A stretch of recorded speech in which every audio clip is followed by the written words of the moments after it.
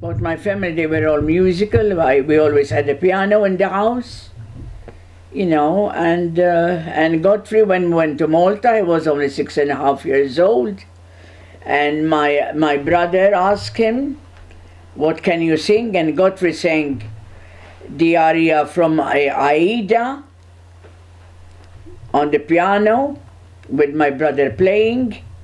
And my brother was amazed that he could sing a whole aria in Italian. And then one time when we were having dinner, we heard somebody playing on the piano in the living room, and my brother said, "Oh, that boy has talent. You better get a piano as soon as you get home, because I'm sure that he will be a good musician by that time, you know."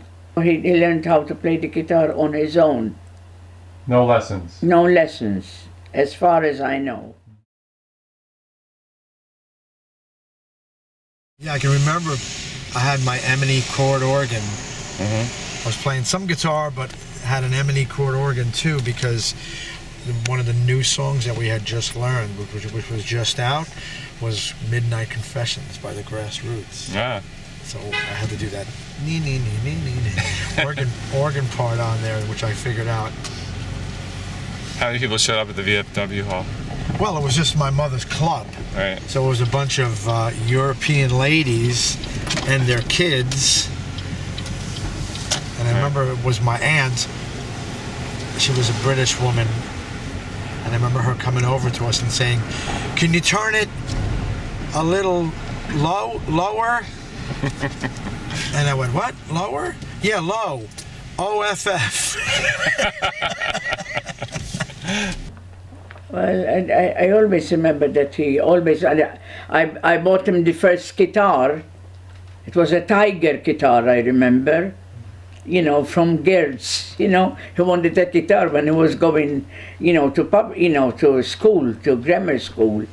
And I went and I bought it, that was his first guitar.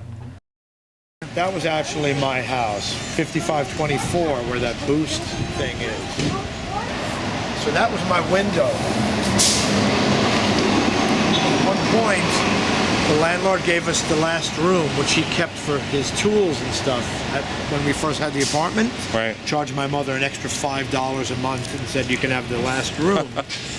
When I got older, that became my room. Instead of splitting my bedroom with the dining room kind of thing. There was a bunch of people over there. That used to be Turner's gift shop. And on the top floor, all these biker guys moved in. There was like a bunch of guys that kind of looked like bikers to me at the time or whatever. And they would hang out the window up there, partying or whatever. And I would be in my room playing. And they would be yelling across to me, "Hey, play louder, put some, play Purple Haze," whatever, like stuff like that. And I had this little tempo amp that I would put on the windowsill and play out the window to them. Okay, so we used to play here every summer with several bands I had. One was called Company, one was called Blackbird, and then there was Alexis, of course. And I played here from 1971 until 1977. It was one time we had played here, it was pouring rain. We had a permit, and of course it was kind of disappointing. We were thinking, oh, we were going to get rained out. But it stopped raining at like 3-4 o'clock in the afternoon. And we were like, yeah, we're going to still be able to do our gig. Looking so forward to it. And we had to sweep the water off the stage, like with brooms and stuff, you know. And I remember having a problem with a fuse blowing in my Marshall amp and standing in a puddle of water while I was changing it and going flying on my butt and just not even knowing. I was so, I didn't know where I was for a couple of seconds. Yeah, so when I got out of high school, that summer I spent out in the Hamptons partying, because it was my first summer out of high school and the first time I wasn't going to summer school. So I kind of let loose that summer. But immediately that winter, fall, whatever you want to call it, right after the summer, I started working as a messenger at the World Trade Center. and writing music for my first original band. And by March of '75, we were auditioning here at a place called the Coventry, 4703 Queens Boulevard, and it was known as you know, Max's Kansas City. This is where the people who hang out at Max's Kansas City hang out in Queens. So there were bands like the New York Dolls that got their start here, Kiss, Billy Squire's band Piper used to play here before he was a solo artist. Johnny Thunders played here after the Dolls broke up or whatever. Elephant's Memory used to play here. They had 3 stages, 2 main stages in the back and 1 stage in the front at the bar. And we went from auditioning on a Thursday night to being their headliner bands on weekends. Wrote and recorded a lot of material while we were here. And this is where Gene Simmons, I first met Gene Simmons from Kiss. Wanted to know who's the leader of the band. I want to speak with him. And after the show, I stood on the side of the stage and spoke with Gene Simmons about the future of my career. It was pretty interesting. 17 years old. They used to show the old storefront awning, whatever, of Cooper's Ale House at the beginning of King of Queens, right? Used to be Cooper's Ale House, now it's your man's pub.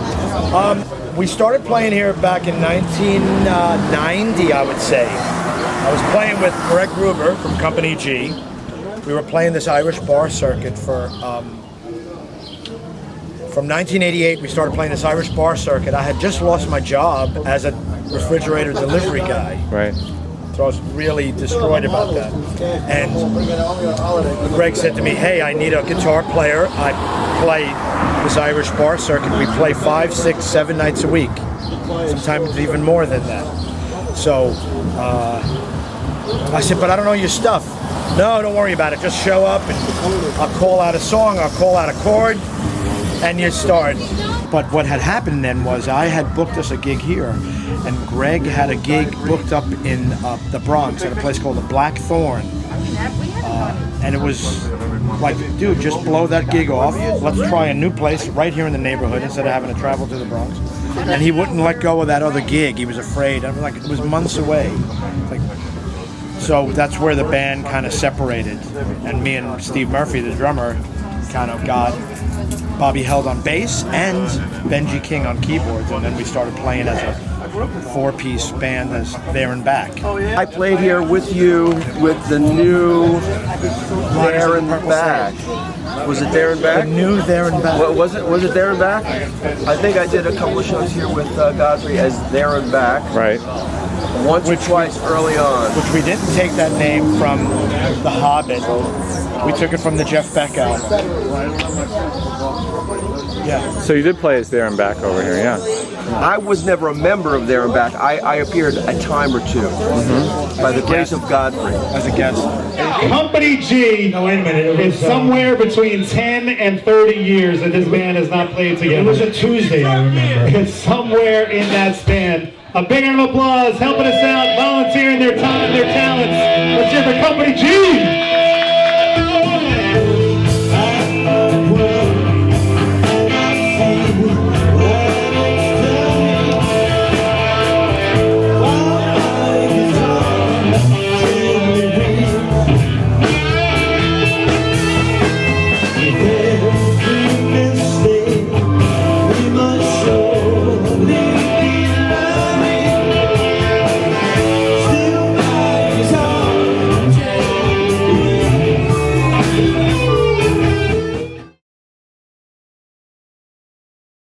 You know, people need to know about him. You know, he's brilliant. You know, and on top of the fact that I've painted his guitars for him and built his studio for him, and he's annoyed me most of my life. Yeah, he's family. You know, What do you think separates Godfrey from a lot of guitar players? You know. Well, number one, he's an absolute perfectionist, as you can tell by the background noise behind us.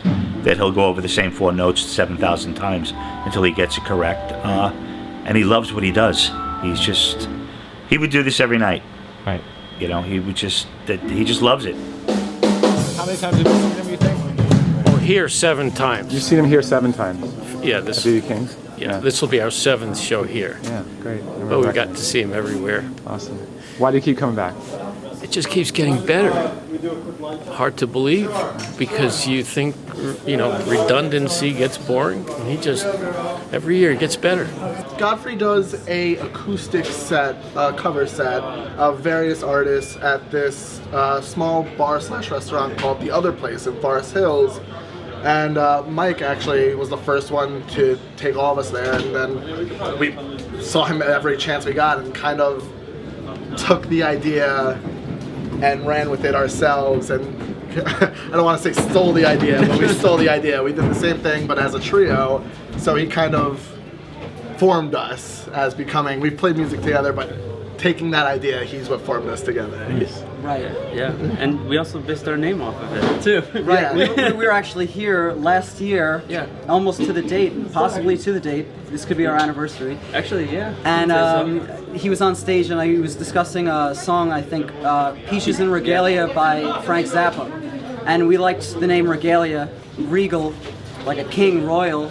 And we all looked at each other and we said yes. It was that light bulb moment. And Godfrey, That's it. So Godfrey named us, and we thank him for it. And it's a pleasure to have played with him. A couple of months ago, we got to perform Layla, Eric Clapton's Layla, in Forest Hills at The Other Place, like Greg mentioned. So, And he sat in with us. yeah, the he first time sat we in with played us. there. So it was really special. I know Godfrey for about 40 years, and back in the day he had a great band called Alexis. They used to play up at Forest Park every Wednesday. He had a great studio down on Cypress Avenue by Gates. He was a great guitar player back then, and he's an amazing guitarist now. And God bless him, and I hope he continues and still gets better than he is.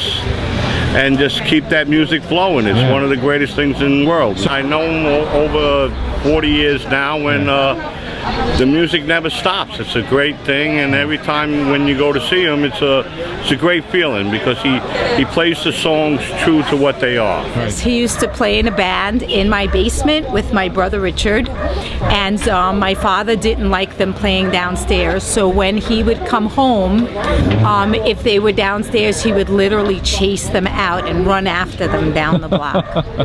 So when I was about 12, my brother and Godfrey were practicing in the basement, and then they came upstairs, and when I got home from school, they put me in the shower with all my clothes on, and they put eggs on me and coffee grinds, and then they ran away. Who does that? I mean, who does that? So I haven't seen Godfrey in a really long time, and I saw him a couple of weeks ago for the first time. Is that him right He there? was playing. That's Godfrey? Yeah. No, that's not, oh, that's not him. That's his brother. How long have you known Godfrey? Geez, well, since I'm about 16. We used to look out the window on Gates and Cypress, and he used to have a club across the street on Cypress Avenue, and they used to rehearse their band, Alexis. And I used to look out the window and go, wow, these guys are, they're pretty interesting. Yeah, like the guys behind you? No, like Godfrey and Richard Dixon and Frank Buella and Robert Goza. Yeah, Godfrey's talent was always like shining, like I don't know, just always thought that he would I never knew he would just honestly I never ever would think that he would play with the greats, you know. He introduced me to John Entwistle and Jack Bruce, and I would have never got a chance to. Yeah, who have you met as a result of knowing Godfrey? Wow, Mark Farner, Jack Bruce, John Entwistle, by far my favorite guy ever. He was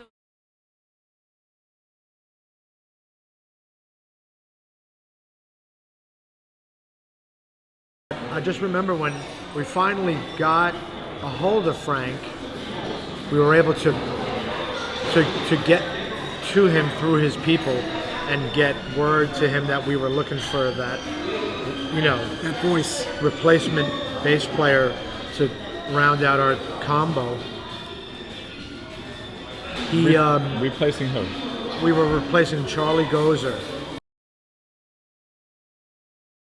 This kid Billy used to run in the studio while we were practicing. He'd come home from school or whatever and just run in the studio like a Tasmanian devil and just run around and turn amps off and do this and do that and just to bust our chops.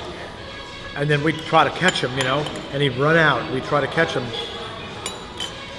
And so then this went on every day for weeks, right? And we finally would catch him and then torture him. The three of us had different tortures. Strap him to a dolly. So Frank's was the coffee. A little bit of coffee. Coffee grinds in the mouth. Because Frank liked coffee, so he was the coffee meister. So he had to hold him down and put coffee grinds in his mouth. Just a little. Just a little. Just for taste. The other one was... But he'd be strapped to a dolly. We would duct tape him to a dolly. And put a microphone in one hand, like duct tape a microphone into one hand, plugged into the PA with the polarity reversed from the guitar amp, and then just take a guitar cable and touch it to his face, so he would get little shocks. Is there something about his personality, about Godfrey's personality, that made him kind of stick it out a little bit longer than most people would expect? He was always, you know, what struck me when I started playing with these two guys, with him and Richie, was that they could talk about hanging out with rock stars like it was no big thing. I couldn't even imagine, but they would talk about it like, you know, and call rock stars by their first names. That was another thing that struck me. I just never really got that until I started hanging out with them. Yeah, why not call America? Why would I have to call America Clapton? It's Eric. It's That's Eric. It's, you know. We knew these guys them personally like before we ever met them. They wrote the soundtrack to your life. So, you know. Queen and Billy Squier were playing Madison Square Garden. And the people that were affiliated with what we were doing were in that same camp. In other words, there was a producer named Mac who produced the Queen album, The Game. He was also Billy Squier's producer. He produced that big album for Billy Squier that put him over the top. Lee Friedman, who was managing us, Billy Squier had lived in his apartment with him before he made it big, you know. So there was all these connections to this situation. So at one point they were trying to pull us onto that show. There was talk about how we would have been the third bill act on that show at the Garden. So it would have been Queen, Billy Squier, and us playing at the Garden. And some of us were like all excited and freaked out about it, right? And I remember Frank just saying, we're nowhere near as ready for that. Well, could you imagine how after how many years now I started playing with these people? I mean, maybe mid 90s, 93, 94, before I started playing with Entwistle, was when I was doing the China Club Pro Jam thing, where it was my job to get people up. If there was somebody in the audience who was a celebrity or a famous musician or whatever, it was my job to know he was there and to get him up on stage to sit in with us. After 20 years of doing that with people, you get to know that, wow, they're just one of us. They're just the same as us. We're just the same as them.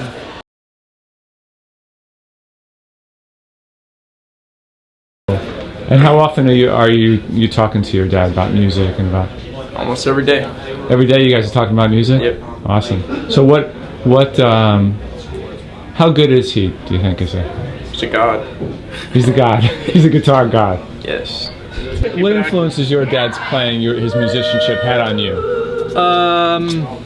What influence has his musicianship had on me? Incredible amount of pressure. I'll be honest and say that, an incredible amount of pressure. Yeah. Because I went into the same exact, Godfrey's got the same shirt. pretty much the same exact business that he did, you know. So of course, and I see how respected he is and how good he is. Yeah. You know, so when you put those two things together, it's like I got to be that good and I got to be that respected and all that other stuff. So a lot of you know, butterflies in my younger years trying to live up to that. He's a real nowhere man, sitting in his nowhere land, making all his nowhere plans for nobody. Doesn't have a point of view, knows not where he's going to. Isn't he a bit like you and me? Nowhere man, please listen. You don't know what you're missing. Nowhere man, the world is at your command. He's as blind as he can be, just sees what he wants to see. Nowhere man can you see me at all. Nowhere man, don't worry, take your time, don't hurry, leave it all till somebody else lends you a hand. Doesn't have a point of view, knows not where he's going to. Isn't he a bit like you and me? Nowhere man, please listen. You don't know what you're missing. Nowhere man, the world is at your command. He's a real nowhere man, sitting in his nowhere land, making all his nowhere plans for nobody. Making all his nowhere plans for nobody. Making all his nowhere plans for nobody.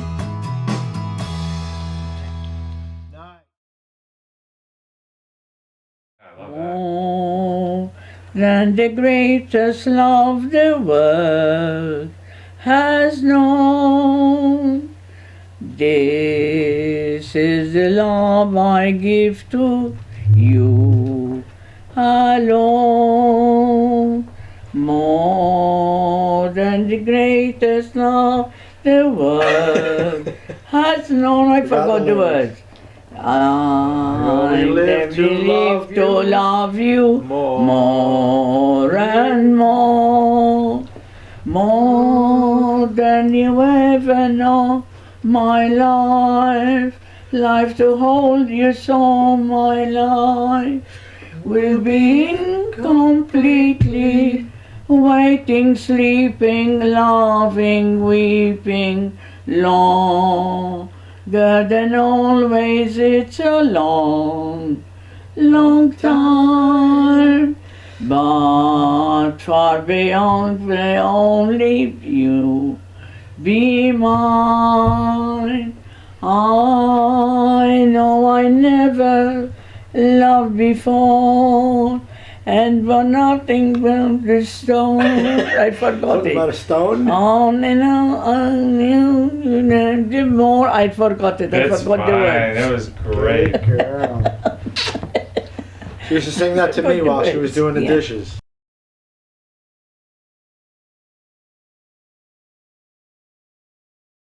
I mean, do you guys get together to practice the songs? No. Or you just pretty much got them down? Never. Never get together to practice? Never. I mean, once we got together years ago when we were learning a few of those Derek and the Dominoes tunes for the first time, you know?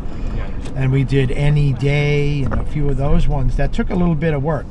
As it is now, we pretty much have a working set list that's so huge that we can just alter it a little bit every year, and they're all tunes we know. I like to get things more and more authentic as we do them, you know, from having the backlog of gigs and going, yeah, that was good, but I missed that one bit that time. I would have liked to do that thing or that other thing he does. He does a really cool phrasing thing at the end solo.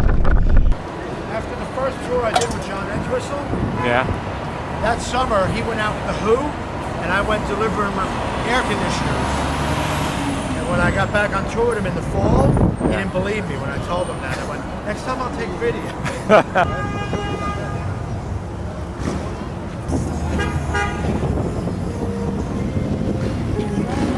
Got me? We're going to stop after 2. He's going to lead us into Got to Get Better. Sure. Might be good if you're just doing that and then we stop and you start grooving by yourself. Let's see what it sounds like. You know? Right after.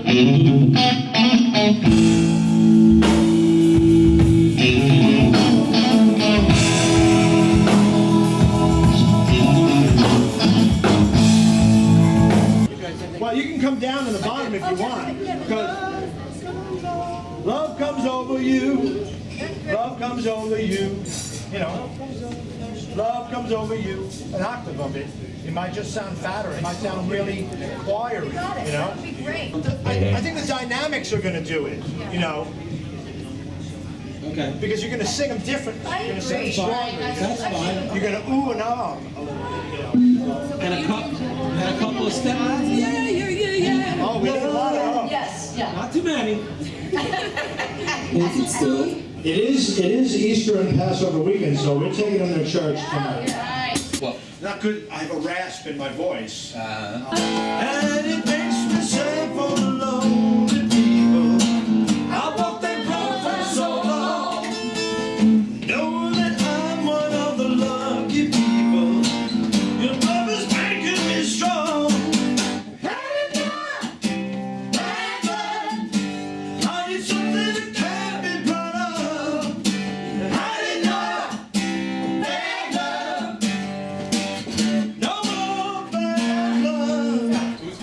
You may have seen him here this past September performing with Bobby Whitlock of Derek and the Dominoes, who is here. You may have seen him here with Dave Mason from Traffic, or Jack Bruce of Cream, or John Entwistle of The Who, and that's when Godfrey and I met many years ago when he was here with John Entwistle, which was amazing. Well, anyway, if you have never seen these guys before, he and his band have worked with over 40 major artists, including, now if you know these artists, you have to make noise, because I need to hear that. Todd Rundgren, Ann Wilson of Heart, Denny Lane of Wings. All right, you're doing good. They've toured around the world together a half dozen times as the Alan Parsons Live Project. They've backed up everyone from Mickey Dolenz of the Monkees, the Grassroots, the Turtles, the Cowsills. I have more, keep going. And the Association, to Chuck Negrin of Three Dog Night, Mark Varner of Grand Funk Railroad, Rick Derringer, and Gary Wright. We share the same birthday. That's right? Okay. They've been referred to as a modern-day live version of the Wrecking Crew by Mark Lindsay of Paul Revere and the Raiders. You know those guys, don't you? All right. They continue to tour each year with the Happy Together tour, backing up a lot of artists that we know and love from the 60s and 70s that we all grew up with. Hi. And tonight they pay homage to Slow Hand, Eric Clapton, for the 15th year in a row. So tonight is a very, very, very, very special night because it's 15. There's always a cool number. It's the longest running successful event here at B.B. King's. Lee Dixon, who is Eric Clapton's guitar tech, and this is a quote. These guys got Clapton down better than Clapton. That's pretty amazing. So I want you to make a lot of noise because you're here at B.B. King's for Godfrey, Townsend, and friends with a 15th annual Eric Clapton birthday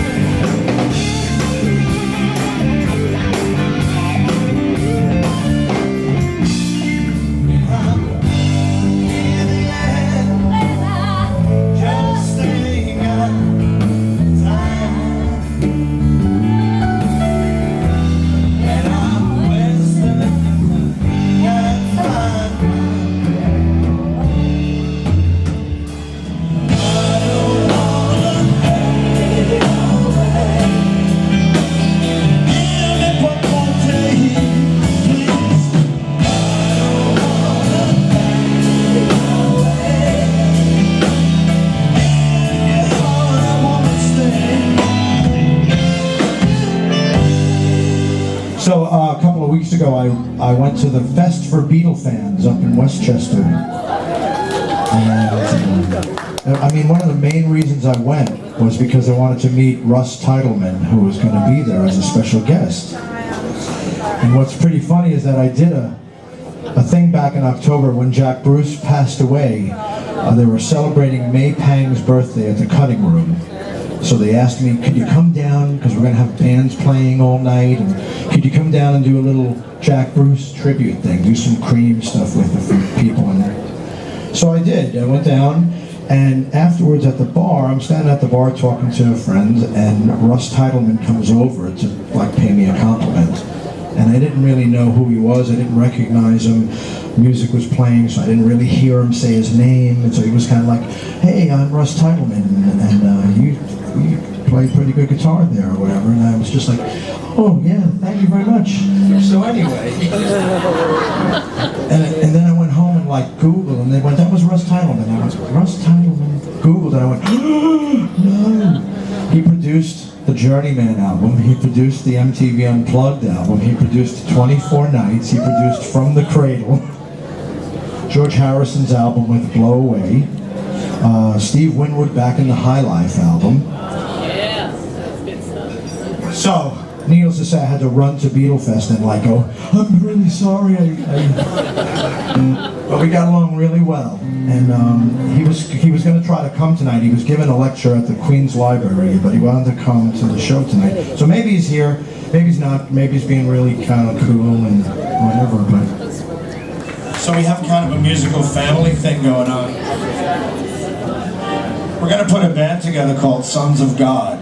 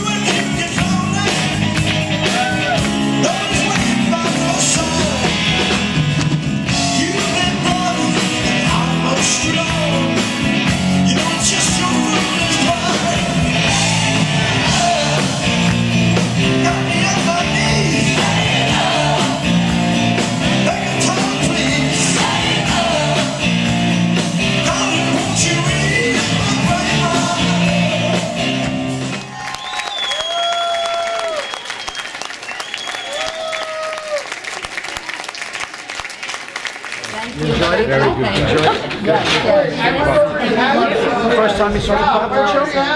Yes. Yeah. I know. We'll be back. But we have the tickets for the Happy Together tour. For Westbury? Hey, you know what? You look so much like that guy.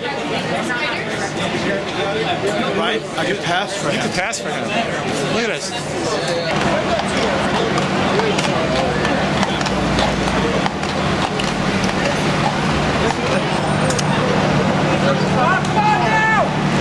Hey, cool, my brother. Great fucking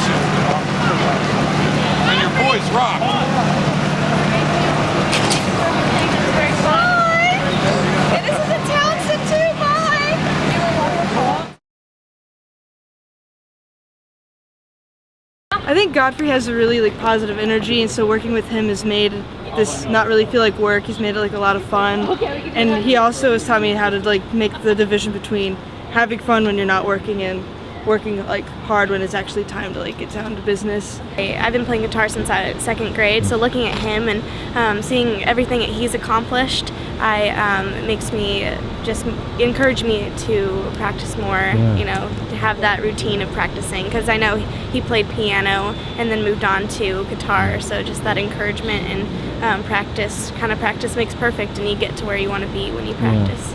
Godfrey is just really passionate, and being able to see that and witness that is really rubbed off on me personally, and just really pursuing what I want to do, which is touring behind the scenes and stage stuff. One of the coolest dudes I think I've ever met. So yeah, hi. What can we say about Godfrey? He's incredibly talented. He's really super cute.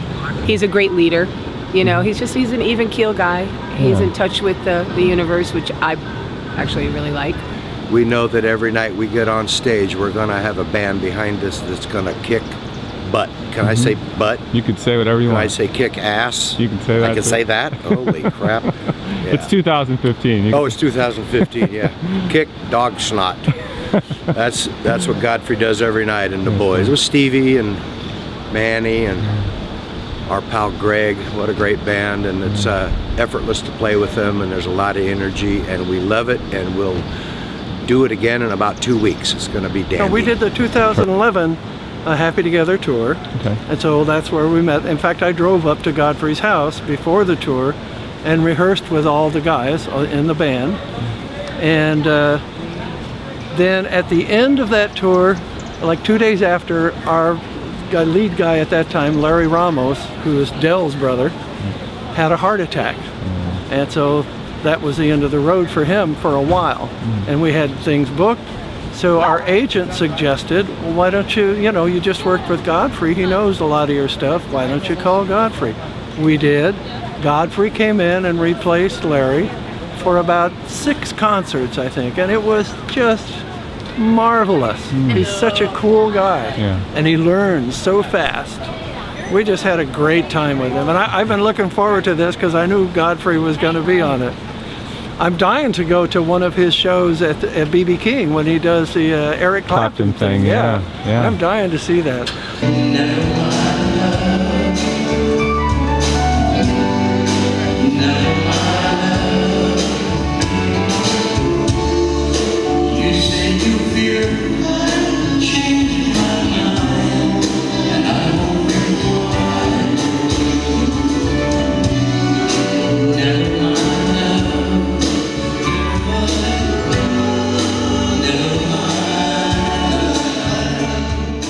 Hi, my name is Del Ramos. I'm with the association, and Godfrey he's my hero. He's the best there is, and I'm a big fan of his. Well, playing with Godfrey, I first met Godfrey about maybe 9 years ago, and he's just the kind of guy. He's a natural. He's really he's versatile in all styles. That's what I like about him. Like, you're playing a ballad from the 1965. He's on it. You're playing a rock and roll song from I don't know, heavy metal stuff. He can nail metal. You should listen to them jam Zeppelin during sound checks. It's a lot of fun. He's probably I mean, as far as guys that I know, his skills as far as across the board, he's definitely in the top 3 guys. I mean, plus he's a great guy to work with, and I know his band members respect him, and of course all the artists respect. We know he's got it. He's handling it, and we're comfortable that way. I love working with Godfrey as well as the rest of the band here.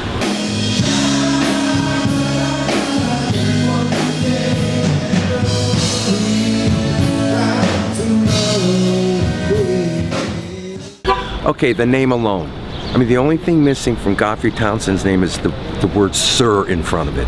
And so right then we're going, Godfrey Townsend, that guy has got to be a great guy. We don't even know him yet, and we think he's great just from his name. So then we get here to the Happy Together tour, and he's sort of the musical director. He puts it all together, and we stepped into Atlanta, Georgia. We stepped into a band that Godfrey had prepared with our songs, never having played with these guys ever, And we took our positions and they took theirs, and he counted it off, and these guys nailed it. It was amazing to play Hair for the first time with a band that we had never played before, and it sounded great. And that is because of Godfrey Townsend. Sir Godfrey Townsend.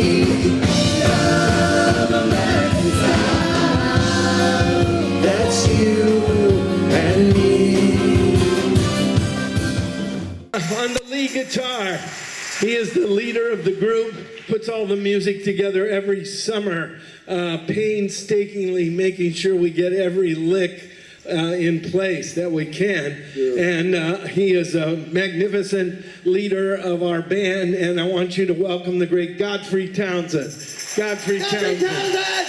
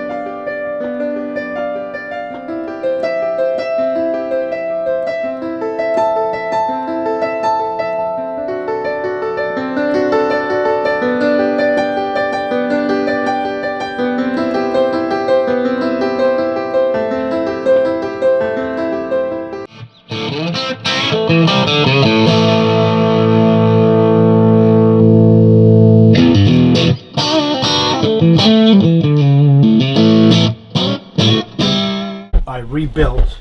Right.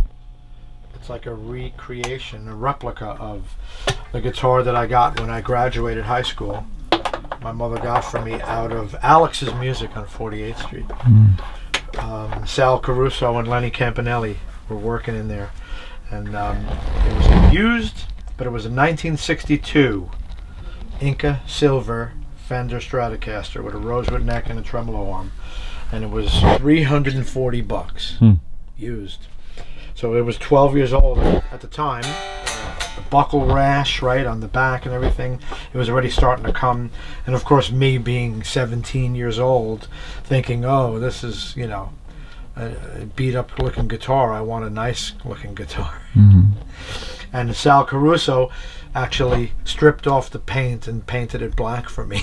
Wow. Yeah. Which immediately made it worth, you know, a lot less than what it would have been. And then I took it to Carlo Greco in the city, and he did a two-tone sunburst on it, professional job, which looked really nice. What happened to the guitar? I sold it for about $1,000. So I started playing with Godfrey in 2002. I had seen him with John Entwistle Band in 1996, I think, at Tramps. And, you know, I was just there to see, you know, one of my heroes, right? And I just assumed this Godfrey Townsend guy, that his guitar player, because I remember he introduced him, on the guitar, Godfrey Townsend, no relation, right? No and I just assumed this was an English guy that he had with him, right? Hearing John play and playing with John and just, you know, kind of like you kind of get a vibe and you get a sense of this person's capabilities musically, and it was like a world-class player. He was a world-class player. Yeah, and we were doing a bunch of stuff. I'm not going to argue with that. But no, we done a lot of stuff at Cano. I remember being at Cano's and setting up at the beginning of the night, and I remember you telling me, "Oh, this year's Abbey Road, Jack Bruce is on." I remember you telling me that. So then at the end of that summer, Alan Parsons asked me to put a band together. Right. For him to tour. Right. And Murphy was already on the road with me. You and Murphy had already been working together. On that tour. I hadn't met Murphy yet. I'd worked with Manny once or twice. I kind of knew him from the Cano's scene. So when we ran into each other at La Barbat that night, and I was already in the mode of recruiting people for the band. Right. I said to him, "Hey, how would you like to be in the Alan Parsons Those project?" are the exact words. He sidled up. He's very, very conspiratorially. He's like, "How'd you like to be in the Alan Parsons?" Yeah, we like the same stuff, and we play all the same songs together. But just there's a vibe that comes off of him. There's an authenticity, and an intent that comes off him. A lot of guys can play those songs. So a lot of guys can learn those songs, learn those solos, but he puts his heart and soul into everything he does.